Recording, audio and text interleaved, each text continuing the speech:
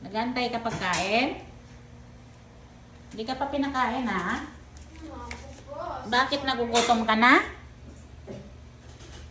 Don. Iyak na yan. Nagugutom na pala eh. Gutom na yan sa ganun. Laki-laki nyo. Ang tangkad. Asan na pagkain? Hingi ka na kay ate? Dali na. Hingi na kay ate. Wawa. Walang pagkain ng pogi naming aso. Wawa naman. Patingin ng mata. Wow, ang pogi naman. Ang pogi naman yan.